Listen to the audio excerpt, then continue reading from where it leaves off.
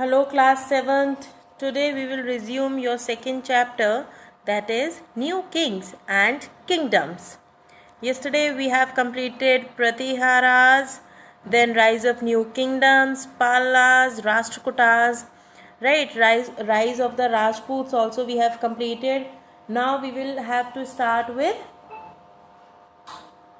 ट्राइपर्टाइट struggle for Kannauj. यानी कि पहले हम लोग पढ़ चुके हैं अपनी प्रीवियस क्लासेस में कि पावर और पोजीशन के लिए हमेशा राजा आपस में लड़ते रहे, कुछ ना कुछ पर्टिकुलर उनके बीच में डिस्प्यूट रहता था एरियाज़ को लेकर।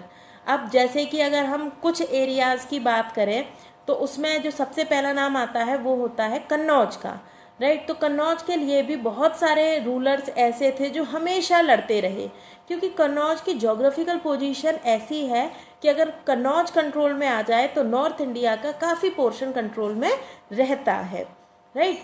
तो इसलिए काफ़ी सिचुएशंस ऐसी रही जिसमें वॉर हुए कन्नौज के लिए। तो हम पढ़ते हैं tripartite struggle for Kannauj. Kannauj was situated near the banks of the Ganga river. Many regional kingdoms wanted control of Kannauj. Kannauj was a flourishing city since the times of Harshvardhan. तो बहुत सारे ये एक्चुअली पहले तो हम ये देखते हैं कि कन्नौज कहाँ थी।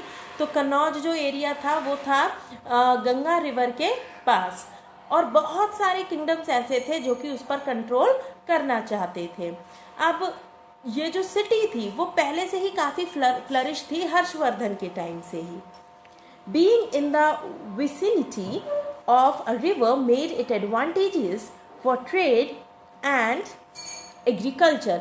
ये जो एरिया था, देखो गंगा वैली के पास था तो वहाँ की सॉइल भी फर्टाइल होगी, तो एग्रीकल्चर के मोटिव से भी ये काफ़ी बोल सकते हैं आप कि एडवांटेज देने वाली लोकेशन थी। Even after Harshvardhan's death, Kannauj held significance for many of the regional kingdoms. The three main kingdoms of Pratiharas, Palas and Rashtrakutas got engaged in tripartite struggle to conquer the city of Kannauj. तो देखते हैं कि ये ट्राइपर्टाइट struggle थी क्या। ये ट्राइपर्टाइट struggle थी जब प्रतिहारास, पालास और राष्ट्रकूटास तीनों लड़ रहे थे कन्नौज पर अपने कंट्रोल के लिए। The conquest of Kannauj was essential for political supremacy in north and central India. It also enabled the control of the fertile Gangetic Valley. इसके बारे में हम अभी बात ही कर चुके हैं कि ये ट्रेड के पर्पज़ से भी ये एरिया काफ़ी एडवांटेज देने वाला था। इसके अलावा यहाँ की जो लैंड थी, जो सॉइल थी, वो भी काफ़ी फर्टाइल थी, इसीलिए एग्रीकल्चर भी यहाँ पर अच्छे से हो सकता था। Now administration in North India. The kingdom held supreme authority. He was assisted by a council of ministers. He was also commander-in-chief of the army. तो उस समय क्या होता था, राजा होता था, राजा ही सुप्रीम हुआ करता था, राजा से ऊपर कोई नहीं था। जो भी लॉज है, जो भी रेगुलेशंस हैं, वो राजा ही बनाता था। इसके अलावा जितने भी डिसीजंस होते थे वो भी राजा लेते थे। राजा को सपोर्ट करने के लिए होती थी काउंसिल ऑफ मिनिस्टर्स, राइट। और जो आर्मी यानी कि जो उनकी जो आर्मी होती थी पूरी की पूरी, उनके भी जो कमांडर इन चीफ होते थे यानी जो उनके हेड होते थे वो भी कौन होते थे, वहाँ के राजा हुआ करते थे। During this period the power of the king weekend. The feudal lords known as samantas emerged. In lieu of salary the king would give them land. पर जैसे जैसे टाइम बीतता गया जो किंग की पावर थी वो कम होती चली गई और लॉर्ड्स के पास जाती जा रही थी।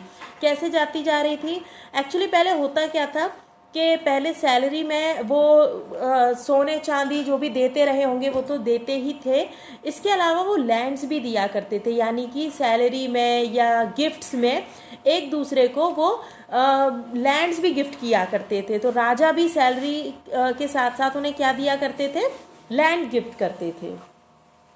The main function of the Samantas was to provide military assistance during war. और उनका काम क्या होता था कि जब वॉर होगा तो वो राजा को हेल्प करेंगे। They declared their independence as soon as they found an opportunity to do so. They declared their independence as soon as they found an opportunity to do so. अब होता क्या था कि जब तक उन्हें ये लगता था कि राजा हमसे ऊपर है, तब तक तो वो राजा की बात मानते थे, पर जैसे जैसे वो स्ट्रांग होते जाते थे, राजा से गिफ्ट्स लेते थे, सैलरीज लेते थे, और जैसे जैसे वो स्ट्रांग होते जाते थे, वैसे वैसे वो अपने आप को फ्री महसूस करते थे, अपने आप को पूरी तरीके से इंडिपेंडेंट अनाउंस कर देते थे. For instance, the Rashtrakutas, who were the feudatories of the Chalukyas, declared their independence after Danti Durg defeated the Chalukyan king Kirtivarman. अब देखो इसका एग्जाम्पल क्या है.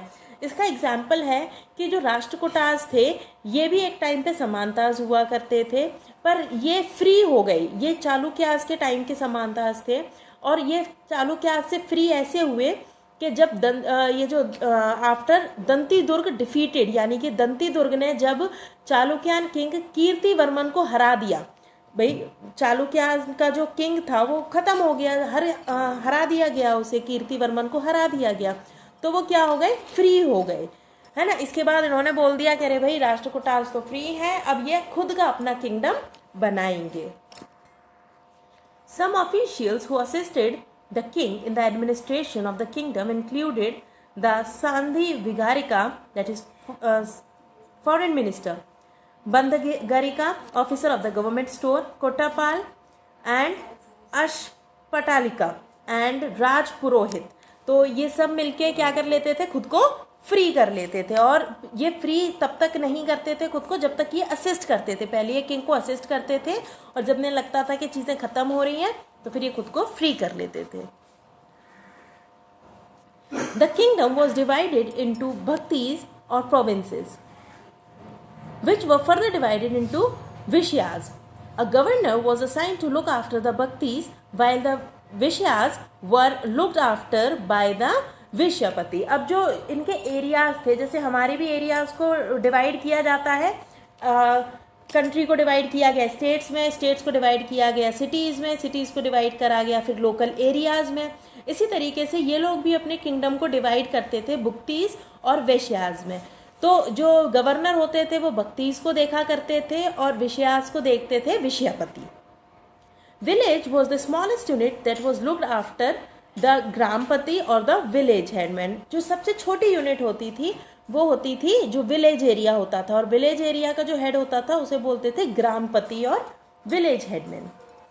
The village had their own administrative setup that was overlooked by the village headman who was assisted by some officials. और ये जो ग्रामपति होते थे इनको भी जो अलग अलग ऑफिशियल्स थे वो उनके काम में सपोर्ट किया करते थे. Now we will resume this chapter in tomorrow's classes. Till then you have to find out the hard words from this chapter and write it in your notebook. Till then, bye.